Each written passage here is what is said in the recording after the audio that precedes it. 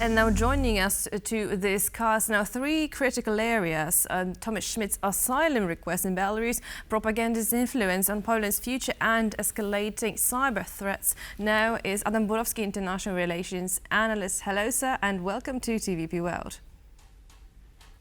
Thank you. So now we start off perhaps with the case of Thomas Schmidt, and before we dig deeper into his case, now let's take a closer look at the soundbite by Marek Dukaczewski, former commander of Polish military information services. Thomas Schmidt could also have been used in a different way, because at the moment, the most important thing for Russian and Belarusian services is to create a certain unease in the societies of the European Union countries in connection, for example, with the war in Ukraine. These moods are indeed heavily influenced. People expect swift action in this war that has been going on for more than 2 years with no sign of ending. The Russians are now focusing their attention on fomenting anxiety in European societies, creating discontent which they are managing. And I don't rule out that Thomas Schmidt was used as part of this program. For several weeks now, we have been learning that the Russians and Belarusians are undertaking activities in European countries, including Poland, oriented towards recruiting people who could carry out sabotage and terrorist activity in these countries. This, of course, would cause great unrest in these societies. Od kilku tygodni dowiadujemy się. So, Mr. Borowski, a very concerning case here. This judge, Tomasz Schmidt, he was also scheduled to adjudicate cases related to issuing security clearances to NATO and EU secrets in the coming months. How dangerous is this situation? Well, it's very dangerous, as we know, given his access to privileged information. But at the same time, I think we need to refrain from comments because we don't know the details. Personally, I have, this 3D model I use when it comes to people who are affected by the Russian propaganda or Belarusian propaganda. I call it dumb, delusional, or deceptive. A dumb person is a dumb person. Delusional, for example, is an academic who is wined and dined, let's say, in Moscow, and he thinks or she thinks that Russia is this great place. And of course, deceptive is someone who gets paid or recruited. They know exactly what Russia or Belarus or that sphere of influence is. So who knows? It's likely that this particular individual falls into one of these categories. We don't know. It's up to the security services. I'm not here to, pontificate on that. It's up to them. So we're just going to have to observe what the situation is. But it's definitely concerning. There are voices that, security services can't be everywhere. That's true. But at the same time, it makes you wonder if if this statement has been said many times because to sort of alleviate the situation, ameliorate what happened, the impact. Well, we're going to have to see. At this point, it's too early to tell, but it's definitely concerning. And the impact of this, of course, is going to be known to security services. I doubt that the general public is going to learn of the full consequences here.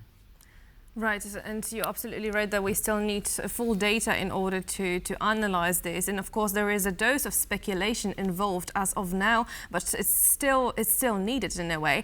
And having said that, and also having in mind what you just said, what do you think are possible now repercussions or possible ways to prevent any kind of further actions now by perhaps other judges or other important personas that important critical information would not be leaked to third parties? Well, it's down to psychology, and I believe that security services are professionals and they know what to look for.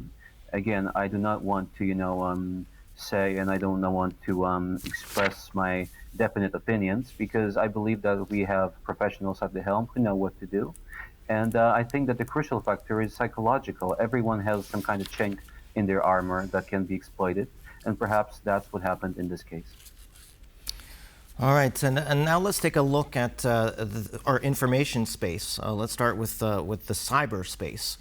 I mean, the Polish government has said that the amount of attacks, cyber attacks against Polish sites has increased from 20,000 to 40,000 in the year 2023. How are we doing with this, and how secure is our cyberspace here in Poland? I believe our cyberspace is as secure as it can be at the moment, given the threats. I'm sure that we are monitoring the situation. What I've been more concerned about is the, again, psychological impact of propaganda because, you can hack minds probably even easier than computers. And that's the main issue. And the reason, if I may jump here, why this is so important to understand why propaganda is so important, so dangerous. I want to give this example. Maybe it's not exactly cybersecurity, but it's linked to propaganda, so I think it's essential. Imagine that you have a Russian soldier who is aiming at a Ukrainian child, aiming his gun, and he is hesitating. But then he remembers the words of Dugan, who said, kill, kill, kill Ukrainians, or something like that. And this hesitation turns into pride, and then he kills this child.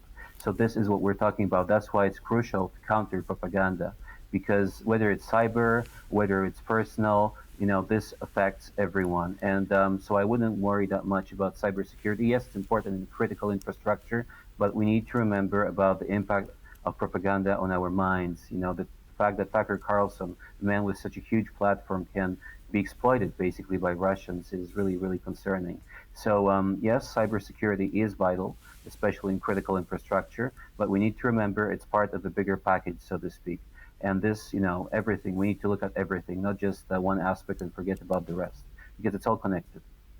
Understood, and absolutely, these tales are intertwined. And now I still would love to stay within the cyberspace because lately, Digital Minister of Poland mentioned in an interview that we are in a state of Cold War with Russia. And like my colleague just mentioned, now the amount of attacks that Poland is experiencing is similar to the ones that Kyiv are experiencing right now. So do you think that this cyber Cold War with Russia is a prelude to an escalation, or can it be effectively managed without further conflict?